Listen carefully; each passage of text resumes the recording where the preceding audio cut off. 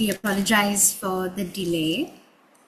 Good evening, distinguished guests, respected faculty members, resource persons, and undergraduate researchers. I would like to warmly welcome you all to the Undergraduate Legal Research Conference 2026, organized by the Thulawa Association of the Faculty of Law, University of Colombo, in collaboration with the Legal Research Unit of the Faculty of Law and the Center of Study of Human Rights, University of Colombo. My name is Seneviratne, and I'll be your moderator for this evening. As we approach the deadline for the call of papers, which is on the 10th of June this year, tonight's webinar is specifically designed to guide and educate you on how to write an effective legal research article. During the course of tonight's webinar, the goal we expect to achieve is to be able to educate and encourage effective research articles for the Undergraduate Legal Research Conference happening this year, which opens doors for the presentation and publication of your research. It's also the only trilingual research conference in Sri Lanka that is exclusively open for undergraduate and internal students of law schools, both locally and internationally. An initiative of this scale is only made possible through the dedicated efforts of our organizing teams. We would like to express our gratitude to Senior Professor Indiranane Akara, Conference Chair of the Undergraduate Legal Research Conference for this year, and the Legal Research Unit, which is led by Director and Conference Secretary for Undergraduate Legal Research Conference 2026, Ms. Bhutika Munasinghe, Deputy Director Dr. Susrita Segar, and Assistant Director Mr. Akash Dinendra. We also have to give a special thanks to our Director, Mr. M.A.M. Hakim, from the Center for the Study of Human Rights. We also extend our sincere thanks and a very warm welcome to the leadership of the Thulawa Association joining us tonight, including the Executive Committee, the Board of Directors, and Senior Treasurer Ms. Chatarika Apuragoda for their invaluable support in bringing this event together. We are also incredibly privileged to have with us tonight our distinguished panel of resource persons. Professor Dr. Nishantha Sampath Punchihewa, the Dean of the Faculty of Law, University of Colombo, who is a professor in commercial law. He's a reputed scholar and a legal researcher with nearly 2 decades of experience. He has also secured the Senate Award for Research Excellence by the University of Colombo in 2018 and has an outstanding academic track record. He pursued his postgraduate studies in Germany, where he obtained his LLM in Intellectual Property and Competition Law from the Munich Intellectual Property Law Center and a PhD in IP Law from the University of Munich and Max Planck Institute for Innovation and Competition, the highest ranked university in Germany. We also have with us Senior Professor Chair Wasantha Seneviratne, the Chair Professor Public and International Law in the Faculty of Law, University of Colombo, and currently she is a member of the Constitutional Council and the Law Commission of Sri Lanka with nearly 3 decades of teaching, research, and publications in the fields of international law, human rights law, and international humanitarian law. Professor Seneviratne has contributed extensively to both undergraduate and postgraduate legal education in Sri Lanka.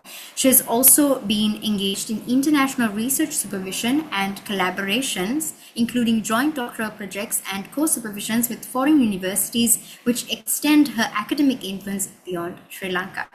We also have with us Senior Professor Chair Naazima Kamardeen, who is the Chair Professor of Commercial Law and the Head of the Department of Commercial Law, Faculty of Law, University of Colombo. She holds a Doctor of Philosophy degree from the University of Colombo, Sri Lanka, and a Master of Laws degree in International Legal Studies from Georgetown University, USA, where she studied as a Fulbright Scholar and a Bachelor of Laws degree from the University of Colombo, Sri Lanka. She's also an attorney at law at the Supreme Court of Sri Lanka, and in addition to this, she is also a recipient of the Certificate in Teaching in Higher Education as well as the accreditation of Senior Teachers in Higher Education, both with accreditation from the Staff and Educational Development Association of the UK. Proceeding to Dr. Takshila Udayangani, who is a senior lecturer in the Department of Public and International Law in the Faculty of Law, University of Colombo, with over a decade of teaching, research, and publications in the fields of constitutional law, administrative law, and human rights law, Dr. Udyangani has contributed significantly to undergraduate legal education and institutional development in Sri Lanka. Her academic contributions include authoring and publishing research articles, book chapters, and reports in reputed journals, with a particular focus on judicial review and public law frameworks. She has also presented widely at national and international academic conferences and actively serves as a reviewer for prominent local legal journals. Over the next 2.5 hours, this webinar will provide an essential overview of practical legal research skills. We will cover how to find a strong research topic, how to identify critical research gaps, and how to develop a clear research direction from the outset. Furthermore, we will break down how to structure a complete legal research paper suitable for conference submission. To walk us through the core vision of this year's conference, the meaning behind it, the themes, and how the specific tracks should guide your full paper submissions, it is my privilege to invite the conference chair of Undergraduate Legal Research Conference 2026, Senior Professor Indra Nanyakara, to deliver her remarks. The floor is yours, Professor. Thank you, Serena. Is it possible for me to share my slides? Yes, that can be made available. 1 second. I hope you can see the. Can you see the slides? Yes, madam. Yes, we can. Thank you. Can see, and it is coming through as well. Right. Okay. Right. Thank you very much. Very good evening. Dean Professor Dr. Sampath Punchihewa, Senior Professor Chair Naazima Kamardeen, Head Department of Commercial Law, Senior Professor Chair Wasantha Seneviratne, Dr. Thulava Udyangani, my dear colleagues and dear students. Department of Research Thulawa Association requests me to address these points. I will make every effort to cover them within the given 10 minutes. This year's conference theme is Law in Transition, Contemporary Legal Developments and Emerging Challenges in the 21st Century. The theme focuses on the evolving role of law in responding to rapid social, political, economic, and technological change. The objective is to encourage undergraduate researchers to critically examine modern legal challenges and reform-oriented solutions, and also to promote interdisciplinary and policy-relevant legal scholarship. These are the conference tracks. They provide focused areas for legal scholarship and discussion. I trust this will help our undergraduate students to identify relevant and manageable research directions and identify the legal field, applicable laws, policies, and debates.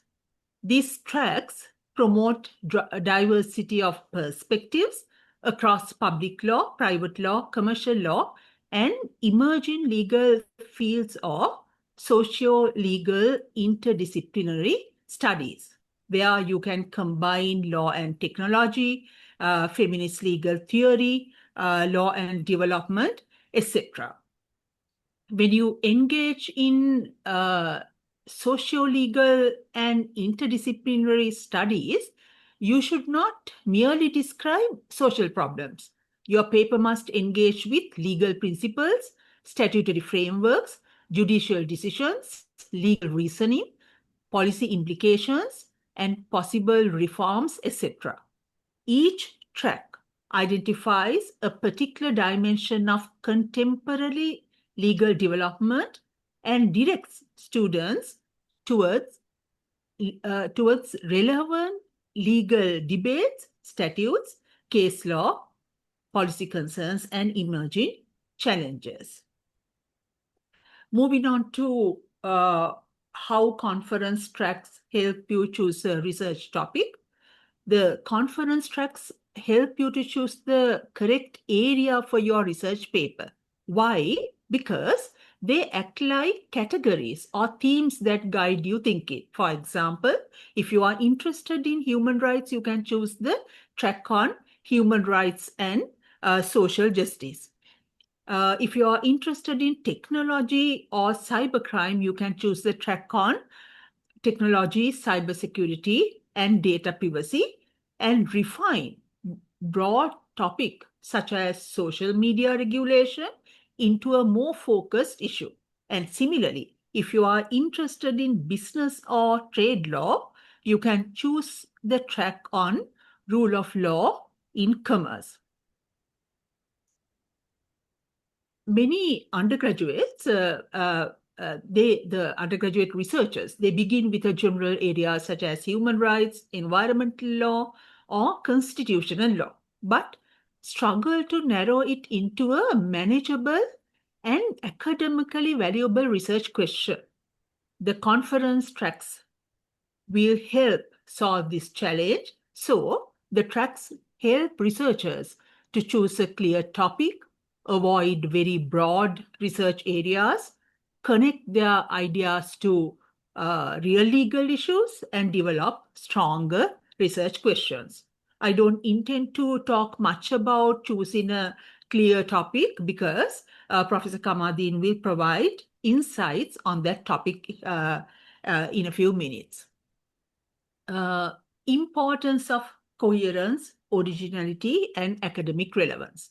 Coherence means that every part of the paper works together logically and consistently. A strong research paper should demonstrate alignment between the title, research questions, objectives, methodology, legal analysis, findings, and conclusion.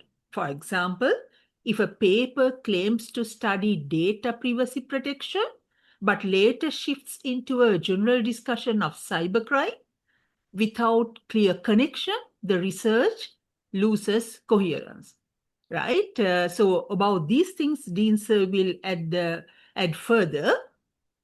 Originality. Originality does not necessarily mean discovering an entirely new legal topic. Instead, originality can emerge through a new perspective, updated legal developments, comparative analysis, critical evaluation, or applying existing law to new situations.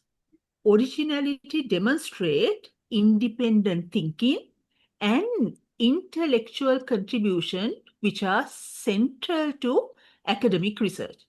So you should avoid reproducing textbook discussions, summarizing existing literature without critique, or presenting purely descriptive information. Academic relevance refers to the importance and contribution of the research to ongoing legal scholarship, policy discussions, or practical legal challenges. Ensuring academic relevance is highly important. So you must select issues connected to current legal and societal developments, demonstrate why the issue matters to legal practice, governance, or policy reform. So a relevant paper must address a current legal issue, contributes to legal understanding, or propose meaningful reforms. And the last thing you wanted me to talk about, importance of using up-to-date sources. Legal research depends heavily on accuracy and current legal authority. Since laws, regulations, judicial interpretations, and policy frameworks continuously evolve, outdated sources can weaken the credibility of a research paper. Therefore, you should prioritize recent legislation, updated case law, current journal articles, policy reports, international conventions, and recent academic discussion. So I hope it is clear to you using updated sources is very important because legal principles may change through new judgments. Statutes may be amended or repealed, policy priorities evolve, and modern challenges require contemporary analysis. For example, research on cyber law must consider recent developments in AI and digital regulation. So these are the key takeaways. Choose a topic that is focused, researchable, and legally significant. Align the paper with the most suitable conference track. Maintain coherence, originality, and critical legal analysis. Use reliable and up-to-date legal sources. And most importantly, aim to contribute meaningfully to contemporary legal scholarship. So I will stop from here because I was given only 10 minutes and other distinguished resource persons will elaborate some of the things I have already mentioned. Thank you very much. Thank you very much, Professor, for setting a clear direction for Undergraduate Legal Research Conference for this year and helping our participants understand how to align their legal scholarship with the conference tracks. We now transition into our first focus area, which is writing a high-quality legal research paper. To lead this segment, I'm honored to invite the Dean of the Faculty of Law, University of Colombo, Professor Dr. Sampath Punchihewa. Professor Punchihewa will break down the structural expectations of a full legal research paper, specifically focusing on the introduction, methodology, analysis, findings, and conclusion.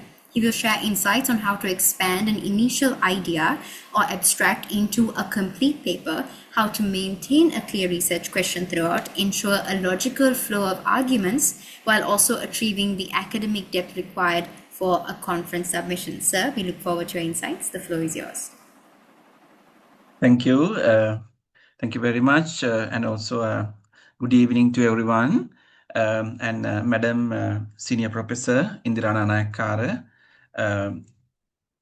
and Madam Professor Naazima Kamardeen, Madam Senior Professor Wasantha Seneviratne, my own colleagues, Dr. Udayangani, Ms. Buddhika Unasinghe, Director, Legal Research Unit, members of the Thulawa Undergraduate Thulawa Association, including Lakshit and his able team, all students. I think it is a very important event that we are going to have in the nature of the Undergraduate Research Conference 2026.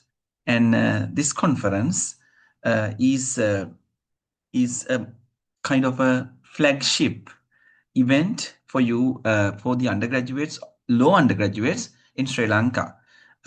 So we had another undergraduate research conference last year, and this is the second undergraduate research conference, which is of great value for our students. And you know the importance of presenting a research paper at a research conference, because it is such a commendable feature when you go for an interview, when you go for a kind of a position, when you apply for a higher qualifications, so higher qualification earning programs, in all occasions, you need to show that you have done research. Under the new LLB curriculum, you will be given exposure into legal research, and you are writing your research paper, undergraduate thesis, undergraduate dissertation in the final year. Why we did all these things is for the simple reason that we know the value of doing legal research and earning qualifications in the nature of research conference, presenting papers, presenting your ideas, presenting your abstract at an undergraduate research conference. Now, time is right for you to engage in that. And in this year, conference chair, Madam Senior Professor Indira Nanayakkara is taking additional steps in training everyone at the faculty, undergraduate students at the faculty, in order to make your presentation, make your research paper enrich with scientific legal research. So today I'm talking about how to conduct a scientific research paper writing a high quality legal research paper. High quality legal research paper. What do you mean by high quality legal research paper? Because any undergraduate student would have written kind of an assignment. And perhaps you might have done literature review, or you might have analyzed the statutes. You might have, in my class, legal method and legal writing skills, you have you know how to do a case analysis, and you know how to write a critique. And you have these basic skills as an undergraduate student. Today, all my esteemed colleagues, all my experts on my staff will be deepening your understanding on how to write a high quality research paper, going beyond what you have done for your assignments. And we are training you to look at more robust, more comprehensive piece of legal research. So research papers for this conference will have, I would say, you can have two main components. One is the abstract of the paper and the full paper. So abstract, you can have a very, it should be very precise, concise, and very telling title. And then you should have the body of the abstract. Maybe you can write about 300 words on your abstract, and also keywords of your, as Madam Senior Professor Madam already mentioned, you have tracks. You have conference tracks. If you are looking at rule of law and privacy, rule of law and justice. Now, if you look at data protection law, new personal data protection law. If you are looking at examining the application, or sorry, implementation of the personal data protection law in Sri Lanka, comparative analysis with the European general data protection law, whatever. So you have to have something, the title should be very precise, and it should not be many words. If you take analysis of personal data protection law in Sri Lanka, colon, a comparative analysis with GDPR. Then you can have a comparative analysis of the Sri Lankan law with the general data protection regulation of the European Union. So likewise, if you are looking at law relating to e-commerce in Sri Lanka, likewise, you can have a nice, very telling topic that is very offering a telling glimpse of the work that you are doing. So that is the first idea. And then your body of the abstract should be, you can have the purpose. First, you have to make the context on context in which that you make the discussion, and then purpose of the paper, and then methodology adopted, and then findings, then research implications, limitations, and originality. And then 3 to 5 keywords. This is how you have to make your abstract of your research paper. Abstract is to see the direction. So you can have a nice title, and then you can have body of the abstract with some elements, for example, context or introduction, purpose, findings, then implications, limitations, and originality. Originality means, in author's view, this is one of the few papers dealing with this issue of data protection in Sri Lanka, something like that. And then keywords, 3 to 5 keywords. So this is the idea of an abstract. And you, because it came to my mind because we talk about this afternoon also. So now when you have an idea, I put that idea can be put into an abstract, but you have to start the other way. That is to say, you have to start your research paper with a draft full paper. That is to say that you have a title, then you have to have the introduction of the paper. Children, introduction of the paper means you set the stage for an ensuing research. That is, you have to make you have to set out opening paragraph, opening sentences, introducing the key concepts, and set out the stage for an ensuing research. Then you should also look at this is how a high quality research paper should be. So it should have a title. You can take down all these things, important things. First thing, I'm now talking about how to write a research paper, full paper. So you should have the title.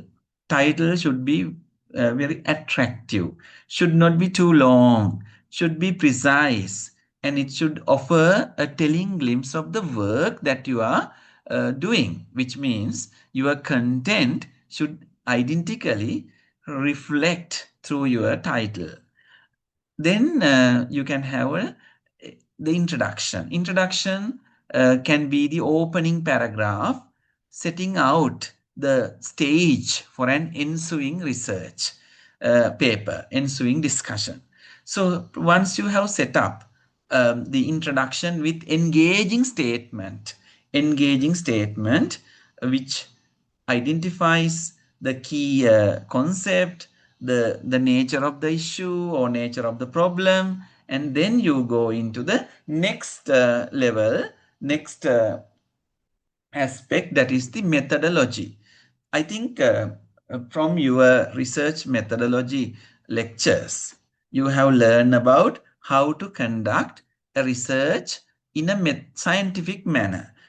It is no exception in with regard to legal research.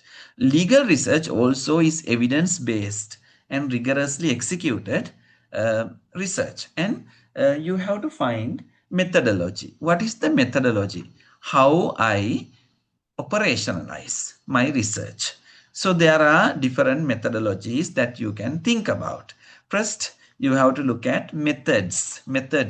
This methodology section can be divided into methods and methodology. Methods are the data gathering tools. What are the data gathering tools that you would use in your research? For example, this research uses primary, secondary, and tertiary legal sources and it is conducted as a library-based research or library-based critical analysis of literature, or it's a library-based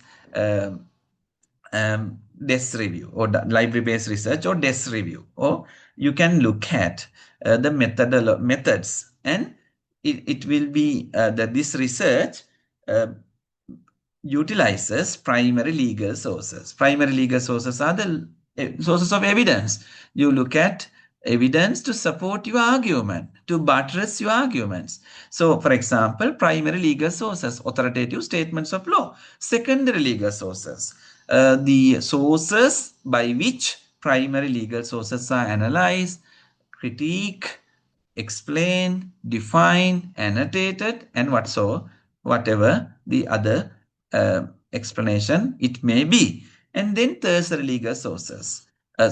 Tertiary legal sources are the online databases, LexisNexis, Hen Online, Beck Online, and other things. So primary legal sources, you can have international treaties, domestic constitution, statutes, statutory instruments, and case law precedent, case law jurisprudence. Secondary legal sources, books, book chapters, journal articles, research papers. Books can state the law, what the law is. However, cutting edge issues are found in journal articles. That is why you have to, this is why you have to look at research papers to understand real issues. And then you can use, sometimes you can use online resources, online articles and databases. And then you have your methodology. Methodology means what is the methodology? What is the justification for using these methods? For example, if you analyze the current status of law governing personal data protection in Sri Lanka, then what should be the what are the sources you have looked at? Personal Data Protection Act. Then perhaps if you are looking at European experience, GDPR, Sri Lankan and international perspective. So you look at these data protection statutes, and you also look at cases decided on right to privacy and also on data protection in Sri Lanka or the European Union. And then you have to use also journal articles, research papers published in Sri Lanka and abroad on the topic. And then you can use also databases to find new articles. Now you have used this data, you have used these methods, tools, and you have to justify why I use these tools. That is because your methodology is doctrinal legal research. There are two types of doctrinal legal research as per Terry Hutchinson. Doctrinal legal research, one is pure doctrinal research, and the other one is reform-oriented doctrinal research. And then sometimes your justification also take cognizance of, take account of the comparative experience. So I think if you are looking at the European data protection law, then your methodology, doctrinal plus comparative legal research.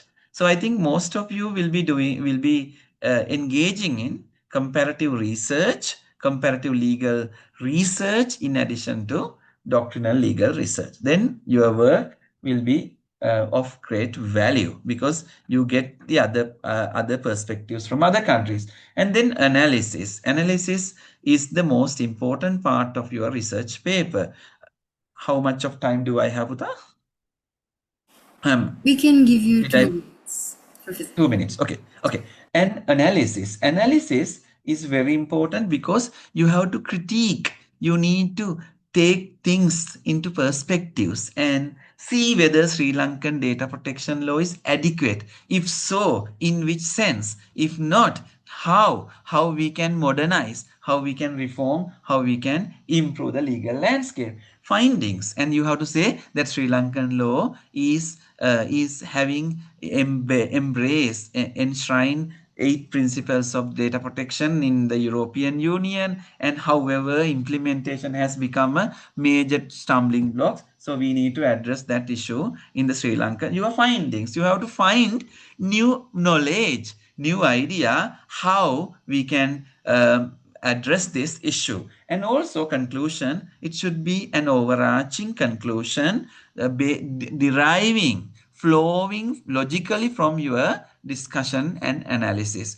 You cannot introduce new facts in the conclusion. It should be succinct and it should be concise, and also it should be overarching conclusion of the research paper. These are the main things that we have to, in the interest of time, that is, the time is up now. So I hope I'm at your disposal for any further questions at the session. Thank you ever so much, and thank you ever so much for this great initiation. And you must do a research paper which can be published in any international journal as well. Thank you so much for this opportunity to enlighten you at this occasion. Thank you, sir, for those essential strategies on structuring and maintaining academic depth. Moving into our second core technical focus of the evening, which is how to find strong legal research topics. And to guide you through this, it is my pleasure to invite Senior Professor Chair Naazima Kamardeen, Head of the Department of Commercial Law at the Faculty of Law, University of Colombo. Professor Kamardeen will explain how to generate meaningful, researchable legal topics by looking into case law, statutes, academic journals, policy discussions, and current legal developments. She will also address how to refine broad issues into focused, manageable research questions while assessing their feasibility and originality. Professor, the floor is yours. Thank you very much, Selina. Good evening to dear sir, my colleagues, and all the students in the final year. I think some of you have already started this process. I was very happy to note that a few students have already spoken to me about getting their research going. I'm very happy to see that. So what we have intended through this new curriculum development to have this component, this subject for you, legal research, is to really focus on the process, right? There is a product at the end of the day, yes, but what we are trying to focus on is to build a strong process for doing legal research that will help you as you move into any field in law, not necessarily to be a lecturer or a researcher, but in any field of law, strong research is important. Whether it's to write a written submission, whether it is to write a paper for someone or to give a legal opinion, that is the process we are trying to strengthen. And having a strong legal research topic is important because if you have a good research topic, that means you have built a foundation that is very easy to work on. And I think, as has already been indicated, how do we find legal research topics? They don't just drop out of the air. We find legal research topics sometimes during our lectures. Lecturers may tell you, this is an underdeveloped area. They may say it has not received much scholarly attention. Or they will point out a loophole in the law and they will say, this provision and that provision together will give us some sort of a problem. For example, when you studied intellectual property law, we looked at how the certification and collective mark route, while it does protect geographical indications, doesn't guarantee exclusivity. So we said that's a problem. How is someone going to, if they can't, until the registration system came in, it was a problem. Then you will also find through sometimes cases and through current developments, because today, more than the classic doctrinal approach that was adopted maybe 30, 40 years ago, today we find a lot of social issues that have manifested overnight, that have morphed, which need legal intervention. Cyber stalking, personal data protection, online harassment, so many things have come up. They are essentially as yet social problems, but they require legal solutions. And these are the kind of areas that are very challenging, but also very exciting for young researchers such as yourself, right? So from a range of places, you can find something that interests you. And I think the people who have already started are those who have found an interesting area in the subjects that they have already started doing. That's also a good place to start. So what do we mean by a good legal research topic? We mean something that is not too broad and not too narrow. So what do we mean by broad and narrow? When a research area is very broad, for example, if we were to write about corporal punishment in Sri Lanka, that's a broad issue. How much are you going to write?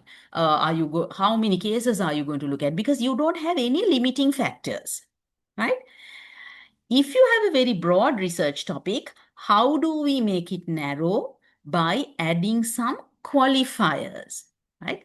A qualifier is a term where you start a limitation. So you say in the period of this or in relation to a particular crime or a wrongdoing or something like that. By doing that, you can narrow the research.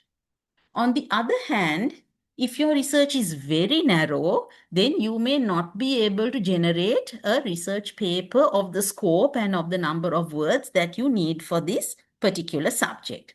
Then what you do, we remove some qualifiers and make the research a little bit broader. Now, the challenge for you as opposed to the challenge for my generation. In my generation, we used to go and sit in the library and physically take books and look at them. There was a lack of information because there weren't readily accessible online journals, right? There were some, but some of them were not even online. For you, on the other hand, there is a massive explosion of information. But it comes with a risk. It comes with the risk that some of it is not genuine research.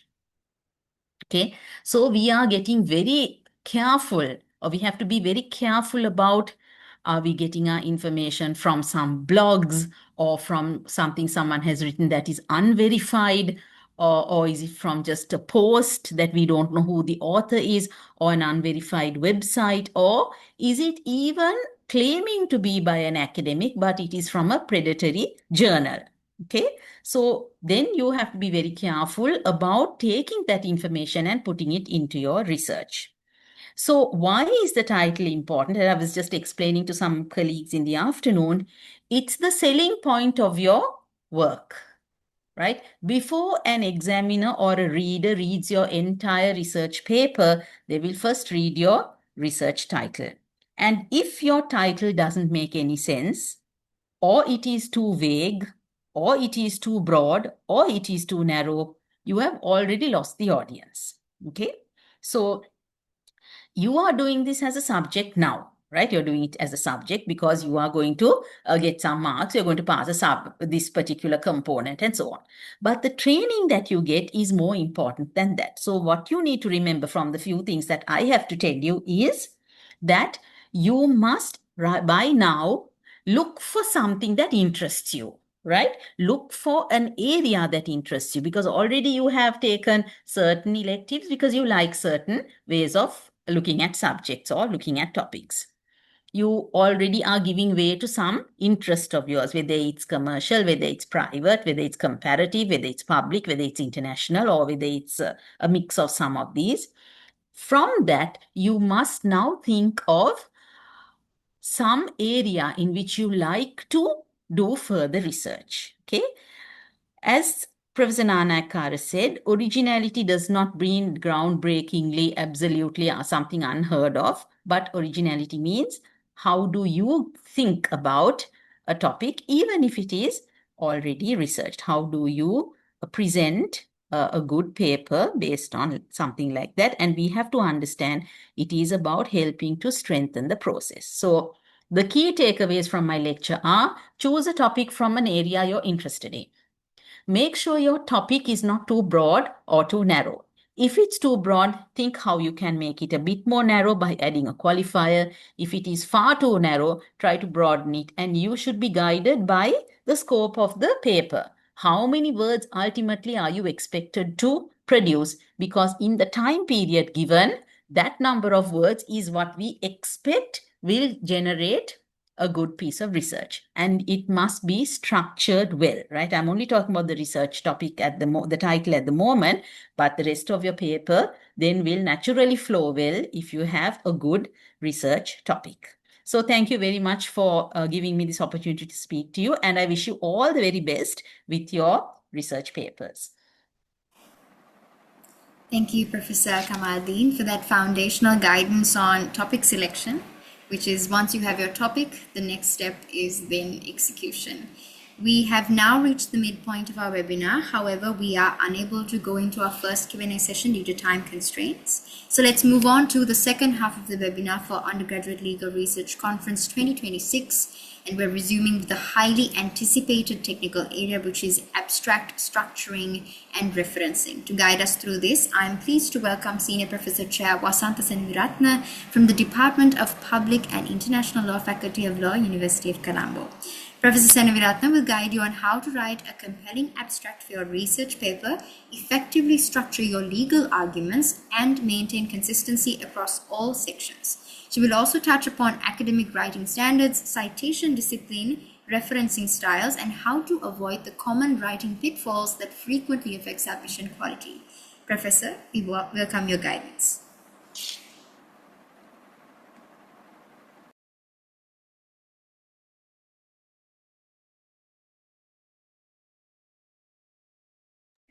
Madam, you are on mute. On mute. Thank you, Dean, Professor Sampath Punchihewa. Thank you, Selina, for your kind introduction. Senior professors, Senior Professor Madam Indira Nanakara and Senior Professor Naazima, the colleagues, due to time constraints, I am not going to talk much because the foundation is already laid. I think the Dean already spoke about how to write a research paper. That should be the beginning. Actually, the beginning is not the writing of an abstract. I prepare a very succulent PowerPoint presentation that will include some of the things, Selina, you already said, that the session include understanding how to write an academic abstract, how to structure legal research writing. It will very briefly talk about effective legal referencing and how to avoid plagiarism and developing academic writing skills in the discipline of law. So my primary task is to talk about how to write an abstract, because that you, my dear students, you may get to know time to time abstracts are called for conferences, abstracts are called for a journal. So several purposes that you need to write an abstract. So then you think that that is the beginning, but it is not the truth. Abstract could be the last and the final stage of your research. You have to start the research very first. Professor Naazima correctly pointed out how to find out a very catchy or a telling title. So it's like you. Whenever that we first encounter you, we ask, what is your name? Then we will go into the more details about you. So we will find out from where you are, what you are doing, and how that is important for you, etc. So you need to have a basic broad research. You have to start reading. Without having a good reading, as a habit, I should say, because we are the law students, that you are going to be the future lawyers, legal professionals, the judges, academics, etc., that whatever you are going to do, that you have to do research.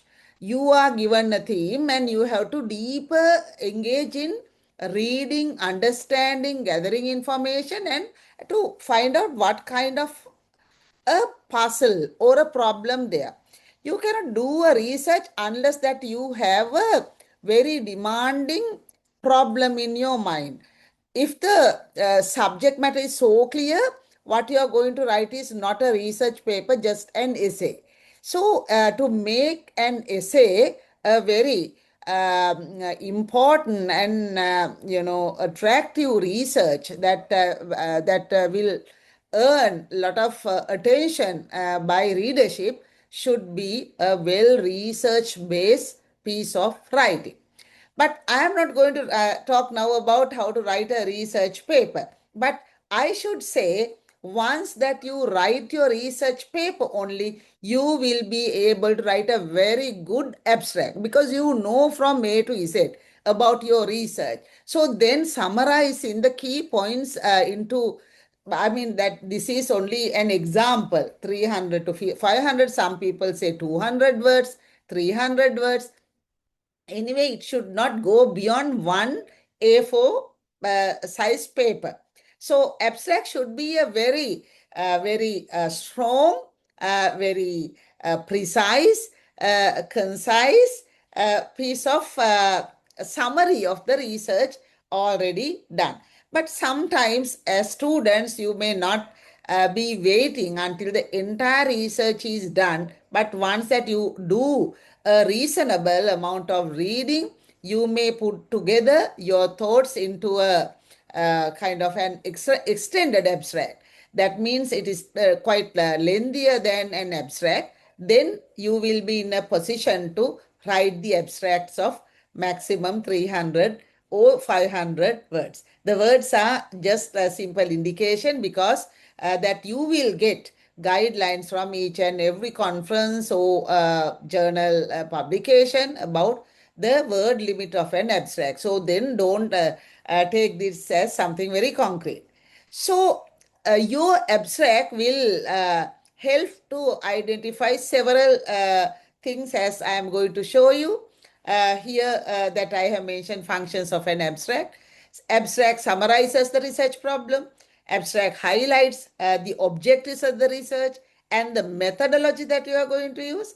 And the abstract would present key findings or key arguments. It shows the significance of the study and assists that any reader to understand whether this abstract will be very worthy for you to be selected to write a full paper or not. Now, actually, maybe that you may not include all these ingredients into your abstract, but key components of a good abstract generally include very short background or context of the research. You have to, I am going to show you a sample, a model abstract, then you will understand how an abstract should be written. But it is, I mean, there's no one way of writing an abstract. There are different ways, like we are different persons, our abstract writing styles could be different, but these are some of the key ingredients or key components of a good abstract. There should be a background or context of the research. In one or maximum 2 lines, you can say this research is grounded or based on this particular context. Then your reviewer, generally an abstract will be reviewed by a learned scholar. Then the scholar will understand, okay, this research has something attractive, very important, and the context is sound. Then, as your dean, Professor Sampath Punchihewa said, you need to have a problem or a question. Some say that you need to have a puzzle, something troubles you day and night. That your research problem, once it comes to your mind, it is something that need to uncover. It is not yet uncovered. Or maybe that you want to bring a new perspective, or that you want to give an update to already done research. Whatever, that there should be a problem or a question. That generally we write a problem statement in our full research paper, then some 1 or 2 questions. So then you need to summarize that research problem or questions into 1 or 2 lines again, because you cannot write a big book here. Abstract is abstract. Then you have to say what kind of research methodology you are going to use, whether it is a doctrinal thing or very theoretical, or whether this is very practical or this is qualitative. I do not know whether I should tell all these methodologies at this point due to time constraint, but you need to have your methodology. There should be some research methods. So based on that, you need to say, well, my research is that we do not use first person, right? So generally we write in third person. Some American law schools say you can use I directly, but we say the researcher, or this research, this study, this paper, right? You have to say based on doctrinal research study, methodology, or it's a qualitative based research. You have to say what your methodology is. Then now you have some, I already said that you cannot write about the main findings or your main arguments unless you have done your research by the time that you write your abstract, right? Therefore, you should be able to say these are the key findings. one or two, or say about 2, 3 key findings, or the main argument. If you have a main argument, your research is very rich, right? Any person will, that will ask from you that if you are still developing your research, what is your argument? What is your problem? Right? It is we are asking if you have a problem in your personal life, academic career, or anything like we are asking, do you have any problem in your mind? Likewise, in research also we are asking, what is your problem in your research? Then that problem should have some depth. So with that, your research will be very significant, very enthusiastic, something that will demand the learner attention. Then you have to have a very neat conclusion that tell the reader or the reviewer the significance of your study. With the time constraints, let me go to the first, the model abstract. I just developed to show you with, some of the things already said by the previous speakers. This abstract has a title, Constitutionalizing the Right to Education. I thought to select this area. Many of you have done your constitutional law by this time. So you could be able to understand right to education is not a very, not a fundamental right, generally included into many constitutions. But very great constitutions in the world, they include right to education. This is something very close to your heart, a critical analysis. You may say constitutionalizing the right to education, a comparative study. You may bring examples from South African constitution, Kenyan constitution, or elsewhere. And you can compare it with the Sri Lankan constitution to argue right to education should be a new fundamental right when a new constitution would be thought out, or new amendment to be brought into our legal system by way of a constitutional amendment. Here that I use some color codes for your easy reference. You can see the first few lines introduces the scope or the context of your research. The recognition of the right to education as a constitutional right has become a defining feature of contemporary human rights. Discourse and democratic governance. Education is no longer perceived merely as a social service provided by the state. Rather, it is increasingly understood as a fundamental human right, essential for the realization of human dignity, equality, and social justice. So it tells us the background or the context. Then that you need to have your objective. This study examines the constitutional protection of the right to education within the broader framework of international human rights law and comparative constitutional practice. Then that it shows you the problem or the puzzles or the research gap, which is the fundamental, underpinning of your research. It says it explores how international instruments such as the United Nations Charter, the UN Education, Scientific, Cultural Organization, Constitution, the United Nations, UDHR, etc., that how this is included. And I am not going to read out the entire thing because I am going to share this PowerPoint presentation with the organizers of this workshop. So then you can leisurely read it and understand. So I have mentioned through a doctrinal and comparative legal methodology, the study evaluates constitutional models adopted in selected jurisdictions and examines the role of courts in interpreting and enforcing educational rights. Then I have mentioned in highlighting in yellow, the study argues that constitutionalizing the right to education strengthens accountability, empowers marginalized communities, and promotes substantive equality. Then I have mentioned the research concludes. There should be a conclusion that the right to education must be treated as both a legal entitlement and a transformative constitutional principle capable of advancing democratic participation, human development, and social inclusion in modern society. So that you find the main components are here, and with, as Prof. Sampath rightly said, a couple of key words into it. How many words how many minutes do I have, Celine? You can have 5 more minutes, Professor Vasantha. Okay, then I will go back to some of the other things that you wanted me to talk about. Yeah. Now I showed you some example. Now I will take you to the structure of an academic legal writing. The logical organization is very, very important. That is a key of a successful research piece, legal writing. Clear structure improves readability and coherence. Also, each section should contribute to the central argument and maintain academic tone and analytical depth.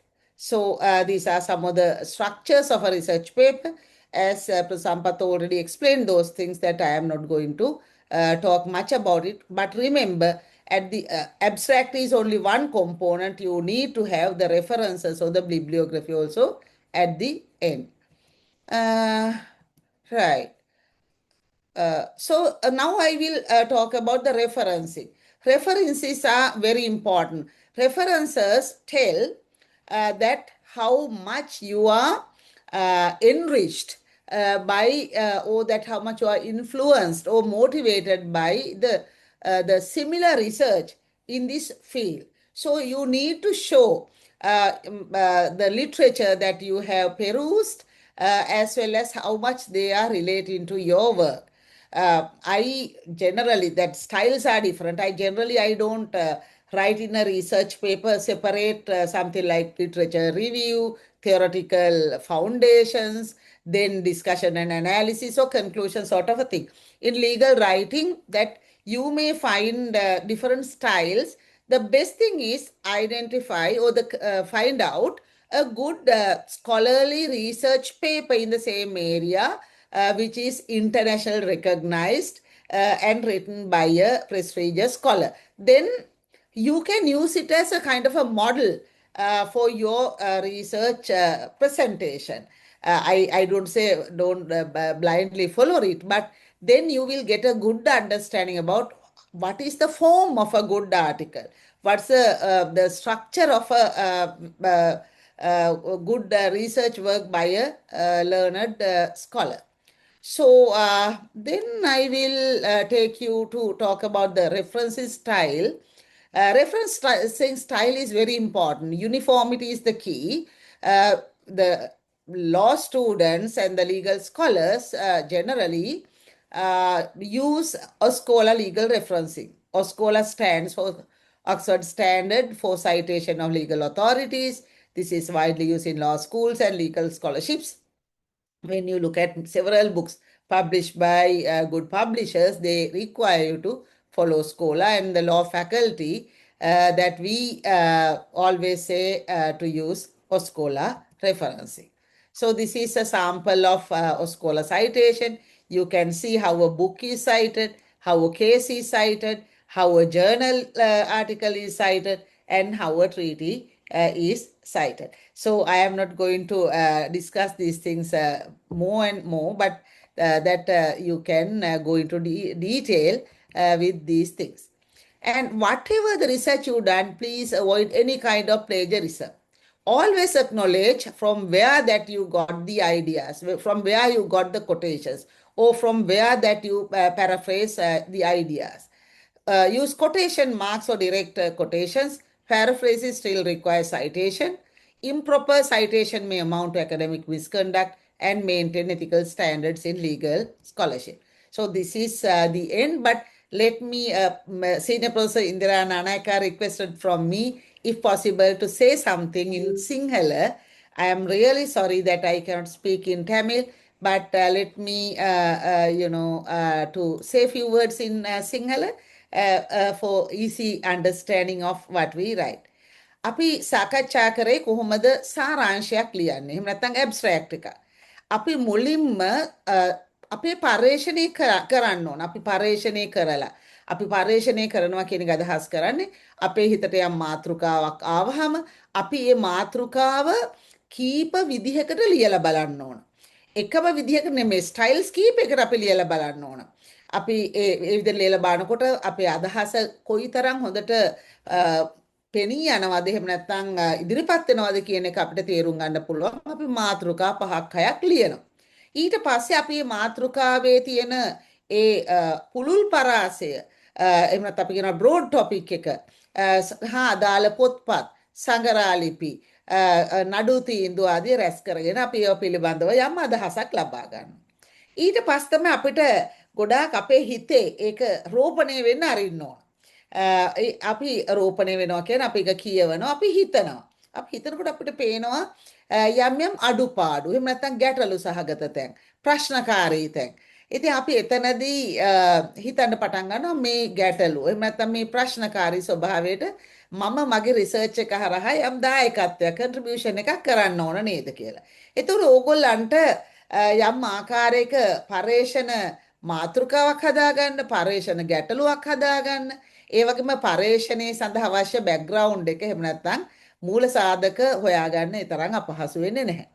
ඊට පස්සේ වැදගත්ම දේ තමයි ඔයගොල්ලෝ ඔයාලගේ පරේෂණයේ අරමුණ කියන්න ඕන. objective of your research. You have to tell it precisely. This is the objective. This research examines or discusses or explores. You have to say like that. මොකද මේකෙන් වෙන්නේ කියලා. ඉතින් සිංහලෙන් ලියනකොට ඔයගොල්ලන් කියන්න පුළුවන් මේ පරේෂණ පත්‍රිකාව අරමුණු කරගන්නේ මෙන්න මේ කාරණේ කිරීම සඳහායි කියලා.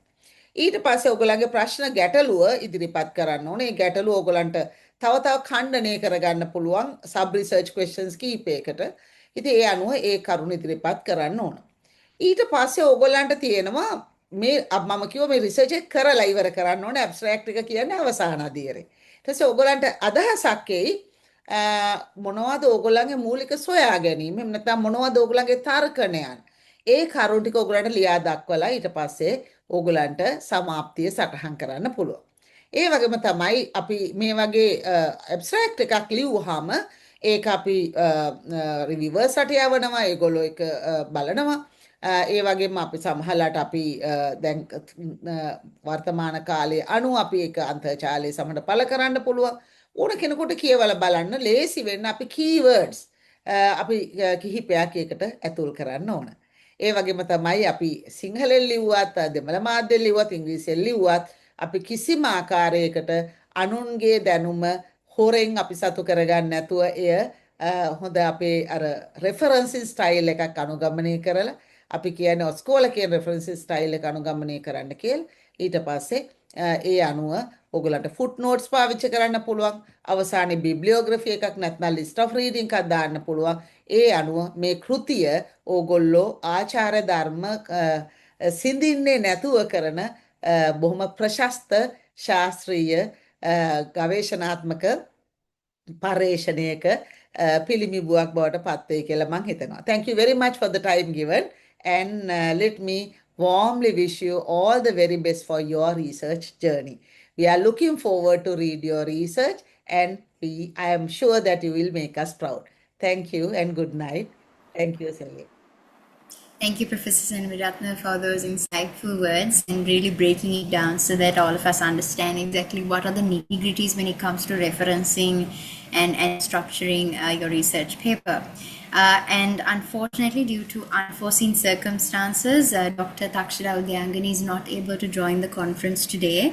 Because of that, we'll be bringing our sessions to a close and we'll be heading into a short Q&A session, which will be lasting for approximately 15 minutes. We can make it around 20 minutes. Professor Wasantha and Professor Indira, we request that you stay behind so we can maybe direct some of these questions to you. And all of the questions can be sent in both Sinhala and in English onto the chat. But until the people send their questions, I would like to direct a few questions to the professors, to the resource people that we have today.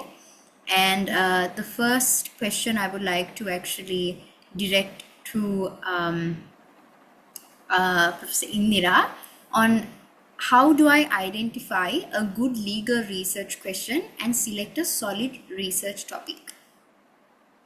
You want me to explain in Sinhala? Whatever language is most comfortable with you. Yeah, Professor. I think as Professor Naazima explained, Right. First I think Professor Wasantha also gave you a good guidance, right? So there, you need to before selecting your topic, you need to um, look at the conference tracks, right? Because it has to come within that, right? So you must choose a topic which is focused, researchable, and legally significant, right? And then you must align the paper with the most suitable conference track. So that is the way in order to select a topic, right? It has to be focused, researchable, and legally significant.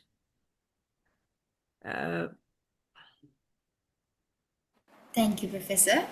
And Yeah. my next question will be directed to Professor Wasantha. And it's actually sent to us in Sinhala, where it says, අපි අපගේ පර්යේෂණයට ගැලපෙන හොඳම articles තෝරාගන්නේ කොහොමද සහ ඒවා ලබාගත හැකි විශ්වාසනීය මූලාශ්‍ර මොනවාද? හොඳ ප්‍රශ්නයක්. ඇත්තටම අපිත් රිසර්චර්ස්ලා විදිහට නැත්නම් පරීක්ෂක විදිහට පටන් ගන්නකොට අපිටත් තිබිච්ච ලොකුම දෙයක් තමයි අපි කොහෙන්ද මේ තොරතුරු ලබා ගන්න මොනවද ලබා ගන්න මූලාශ්‍ර. මම ඕගොල්ලන්ට කිව්වා කීවර්ඩ්ස් දාන්න කියලා ඕගොල්ලන්ගේ ඇබ්ස්ට්‍රැක්ට් එකට. ඒ වගේම අපි හොඳ ජර්නල් ආටිකල් එකක් අරගෙන බැලුවොත් ඕගොල්ලන්ට පේනයි ජර්නල් ආටිකල් එක පටන් ගන්නෙම පොඩි ඇබ්ස්ට්‍රැක්ට් එකකින් ඊට පස්සේ කීවර්ඩ්ස් වලින් ඊට පස්සේ තමයි රචනාව එහෙම නැත්නම් ඒ ජර්නල් ආටිකල් එක ගලාගෙන යන්නේ. ඉතින් අපි තුමා ඇත්තටම මම කියන බොහොම පහසු දෙයක්.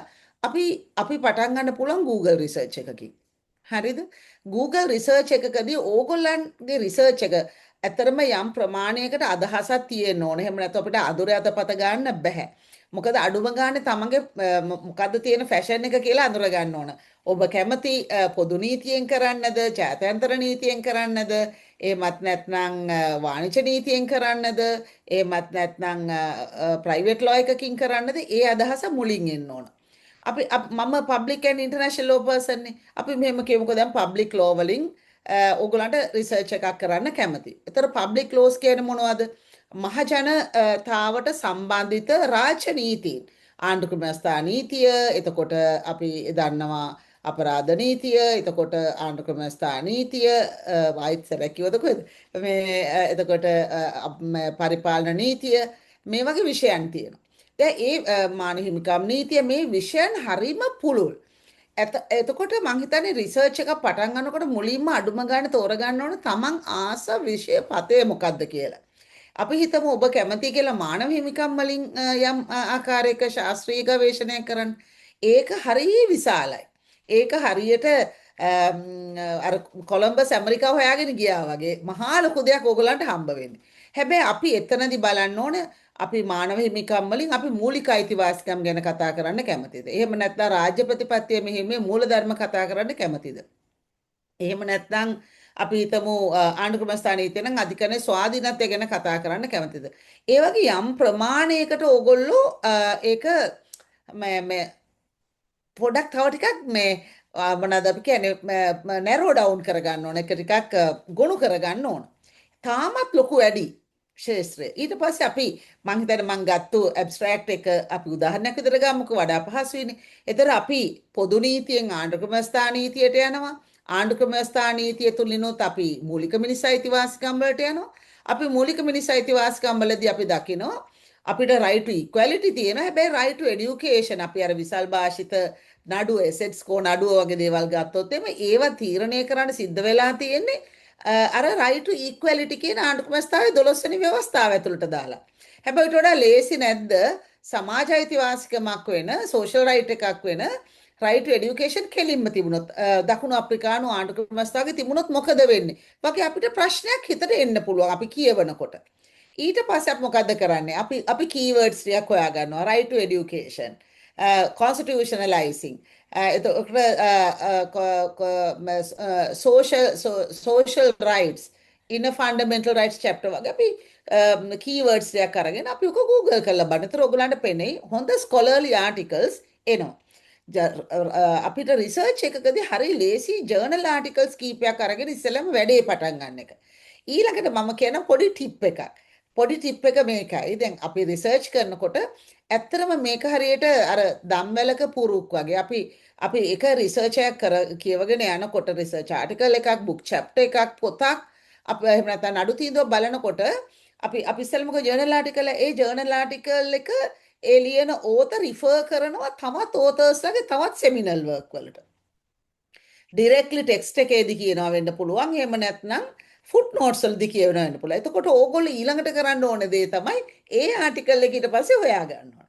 ඒ ඕතර් සමහර තවත් රිසර්ච් ගොඩක් බේස් කරගෙන ওই විදිහට ඔයගොල්ලෝට කියවන්න පුළුවන්. පොතක් ගත්තත් එහෙමයි පොතකදී තව පොත් රිෆර් කරනවා.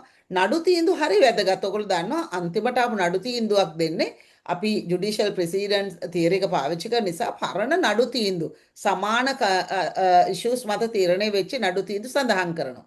ඒ වගේම අපි කියන්නේ ට්‍රැවලින් ජූරිස්ප්‍රුඩන්ස් කියලා. ලෝකේ අනිකුත් රටවල් වල විශිෂ්ට නඩු තීන්දුව දිහා බලමින් අපිට ඒවා ගැන අපිට කෙලින්ම ලොකු කම්පල්සරි ඔතොරිටි එකක් නෑ අපි ඒවා පාවිච්චි කරන්න. නමුත් විනිශ්චයකරුවන් කියනවා මෙන්න ඉන්දියාවේ මෙහෙම තීන්දුව, දකුණු අප්‍රිකාවේ මෙහෙම තීන්දුව. ඒතර අපිට පේනවා ට්‍රැවලින් ජූරිස්ප්‍රුඩන්ස් කියන්නේ ඒකයි.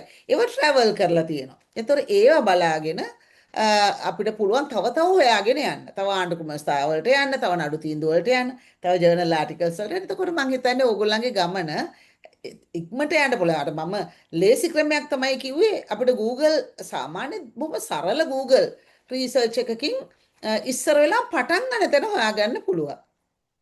එහෙම නැත්නම් අර ප්‍රොෆෙසර් නාසිමා කිව්වා වගේ අපි වගේ පරණ තාලේ අය සමහරට ලයිබ්‍රරි එකට ගිහිල්ලා පොත්පත් පෙරලා හොයන්න පුළුවන්. නමුත් මං හිතන්නේ අද අපේ කාර්යභාරයෙන් හරිම ලේසි.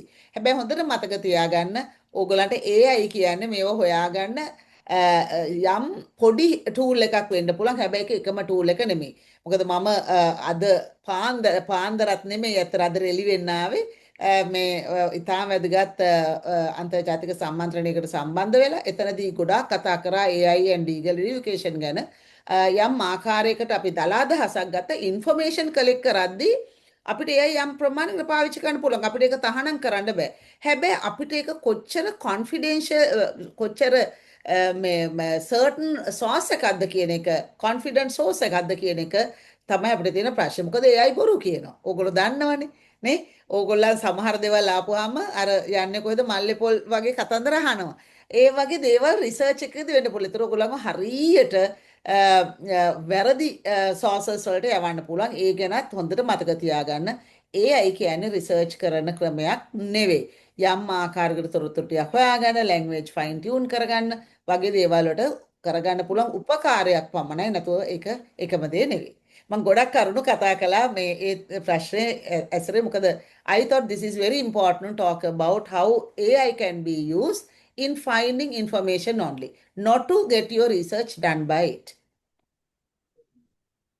Thank you, Professor. And now, as you mentioned, some of these research topics are very vast, and to bring it down and to narrow it down, it's also very difficult. And this is another question that one of the participants had, is that when you're considering the lifespan of a topic, how do you come to the decision of, now, for example, they've given cyber law, is ever changing, it's ever evolving. So when dealing with a topic like that, how can you make a research paper knowing that it might not even be relevant 2 years down the line? Yeah, that's right. That you need to know about how sustainable your research could be. If you are going to write something which will become vastly outdated, I don't think that you better invest your efforts on it. But you can write a blog.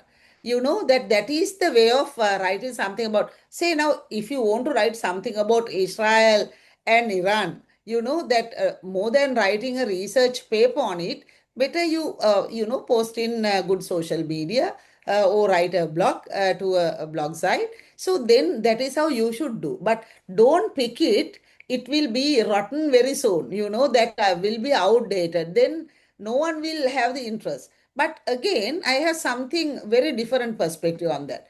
Learning history, again, it is also a research. that there are kind of very conflicting viewpoints about whether history could be a legal history. I am talking about. Legal history could be a good research, that you can talk about the past, right? And how the past influenced the present. So that is already kind of an outdated thing. But I mean, I have done such research. I wanted to know how the Security Council was established in 1945 in the UN Charter, because that is so disastrous, right? We know that, where we are heading. But all of to argue for the Security Council and the veto power and what kind of possible changes to be introduced, that you have to go back and to see in 1940s what kind of a thinking motivated to introduce veto.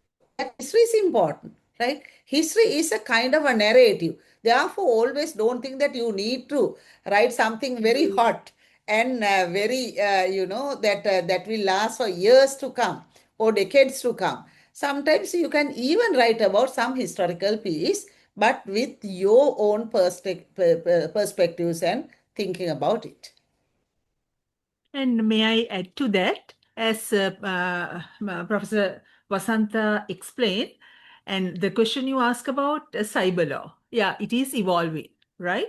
But as Madam said, you can discuss about recent developments and emerging developments too. Maybe in another 2 years' time, it will be updated. But there's no limitation that you can't do research on the history about recent development and emerging developments, right? So if it is a evolving area, the safe you can in the limitation part you can include a safety measure. You can say that this is an evolving area. So by the time this research is completed, that certain areas will be outdated. You can say that. So there's no harm doing research in the history about recent developments and also emerging development, even though things may change in a few months. That's all right.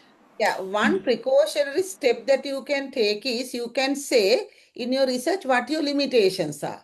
You may say I you just reflect. mentioned, yes. Yeah, true, Professor Wasantha. That's the best way. Thank you, Professor Indira and Professor Wasantha. Professor Indira, I would like to direct this one question to you. And it's once again sent in Sinhala. පර්යේෂණයක් කරන්න පටන් ගන්නේ කොහොමද මාතෘකාව හදාගෙන නම් තියෙනවා නම්. So normally මාතෘකාවක් හදාගෙන තියෙනවා නම්. Yes, how do you basically put the research after you come up with the topic? Yeah. ඒක අපි දැන් අපි ඇත්තට මාතෘකාවක් හොයාගන්නේ අපේ ඉන්ට්‍රස්ට් මතනේ. අපිට ඉන්ට්‍රස්ට් එකක් තියෙන්න ඕන රිසර්ච් එකක් කරන්න. ඉතින් ඒ වුණාට අපි දැන් මොකක් හරි දෙයකට රිසර්ච් එකක් ඒ කියන්නේ පේපර් එකක් ලියනකොට දැන් අපිට සිද්ධ වෙනවා අර ට්‍රැක්ස් මත පදනම් වෙන්න. තීම්ස් මත පදනම් වෙන්න. ඉතින් එතකොට ඒ තීම් එකට ගැලපෙන ආකාරයෙන් දැන් අපි උදාහරණයක් මම උගලන්ට කිව්වොත් හුඟක් අය රිසර්ච් කරනවා human rights, environmental law, constitutional law අර මැඩම් කිව්වා වගේ. ඉතින් ඒවා හරි very broad areas. ඉතින් එතකොට අපිට ප්‍රශ්නයක් ඇති වෙනවා මේ කොහොමද මේක අපි මේ academically manageable research එකක් ලියන්න කියන එක ගැන. ඉතින් එතනදී අපි හිතා ගන්න ඕන අපි ඔළුවේ හදා ගන්න ඕන වසන්ත මැඩම් ඩීන් සර් කිව්වා වගේ මොකද්ද අපේ ඔළුවට වද දෙන ප්‍රශ්නේ මොකද්ද මෙතන තියෙන ગેප් එක එහෙම නැත්නම් අපිට මොකක් හරි අපි ඉන්ට්‍රස්ට් එකක් ඇති කරගන්නේ අපි මොකක් හරි ප්‍රශ්නයක් තියෙන නිසා ඒ ප්‍රශ්නෙට විසඳුමක් හොයන තමයි අපි මේ රිසර්ච් එක හරහා උත්සාහ කරන්නේ. ඉතින් ඒක තමයි අපි කරන්න ඕන. මේ අපේ ඉන්ඩස්ට්‍රි ඒරියා එක අපි උදාහරණයක් විදිහට කිව්වොත් human rights කියලා. එතනදී අපි බලන්න ඕන මොකක් තියෙනවද කියලා ට්‍රැක් එකක්. ඒ ට්‍රැක් එක ලයින් කරන්න පුළුවන්ද කියන එක බලලා ඊළඟට අපි අපිට ඉන්ට්‍රස්ට් ඒරියා එකේ තියෙන එක පුංචි ඒරියා එකක් ලියන තෝරගන්න. මොකද අපි human rights තෝරගත්තොත් ඒක ලොකු area එකක්, broad area එකක්. එතකොට අපිට focus research එකක් කරන්න හම්බෙන්නේ නැහැ. ඒ මොනොත් ඒක manageable වෙන්නෙත් නැහැ. ඒක නිසා අපි බලන්න ඕනේ research question එකක් හදාගෙන ඒ ගැලපෙන විදියට topic එක හදාගන්න. සමහර වෙලාවට topic එක අපිට සිද්ධ වෙනවා සැරිසැරේ වෙනස් කරන්න. ඒක අපි හැමෝම කරනවා, research එකක් කරන හැමෝම කරනවා. අපි ලියාගෙන යනකොට තමයි අපිට තේරෙන්නේ මේ අපි ලියාගෙන යන එකට අපි මුලින් originally තෝරගත්තු topic එක ගැලපෙන්න පුළුවන්ද බැරිද කියන කාරණේ. Thank you, Professor Indira, and thank you, Professor Wasantha, for helping understand these questions and clarifying with precision rather these questions that the participants had. And thank you to our participants for the brilliant May I questions. disturb you, Serena? Sure. Dr. Susanita is here, and if there are students who want to find out anything in Tamil, Dr. Susanita will facilitate that. If there's any question from students. Thank you, Professor Indira. Yes, the questions can be sent through the chat option in all 3 languages. We're still encouraging more participants to send questions. We'll maybe give the participants 2 to 3 minutes to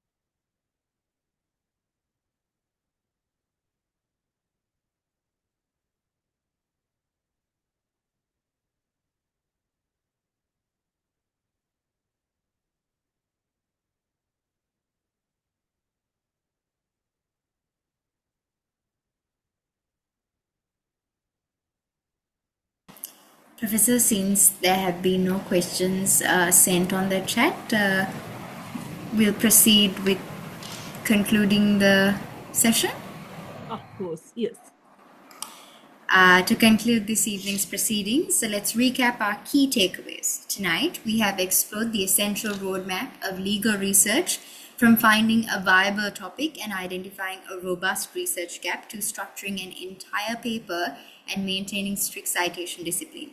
And as you move forward to finalize your topics and refining your research gaps, preparing your full paper submissions in line with the conference requirements, please keep the following critical deadlines and important dates for Undergraduate Legal Research Conference 2026 in mind.